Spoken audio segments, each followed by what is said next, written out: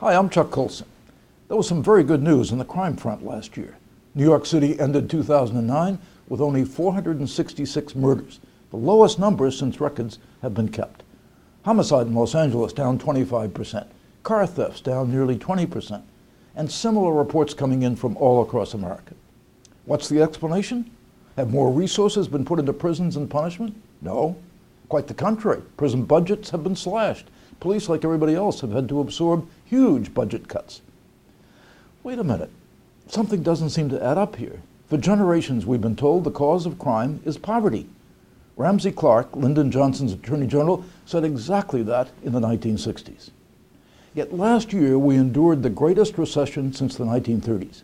More people in poverty should have resulted in more crime, but it didn't. The only way you can explain this seeming contradiction is to understand the root causes of crime and the false worldviews Americans have been buying into over the last several generations. The Christian Worldview tells us man is responsible for his own behavior, that the cause of crime in the world is original sin. Human beings are not morally neutral. They're disposed towards sin. Crime, therefore, as one Jewish psychologist said in the 1970s, is the result of people making, and this is a quote, wrong moral choices. It's not the result of racism or poverty or an unhappy childhood. Ultimately, individuals, not society, are responsible for human behavior. When they do wrong, we call it sin. Talk about politically incorrect. So what did happen last year? The same thing that happened during the Great Depression in the 1930s. Crime fell during tough economic times because the whole society changed its attitudes. In tough times, people have a natural inclination to try to help one another, not to rob each other.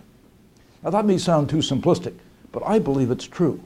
Tough times build stronger communities and actually encourage more responsible individual behavior. We are not mere pawns of society. We are responsible moral agents. And where do you find that teaching? In the Christian worldview. Just another example, friends, of what happens when society buys a lie instead of the truth. If we pour billions into anti-poverty programs and at the same time teach people they're victims of their circumstances and there's no such thing as absolute truth, what do we get? More crime.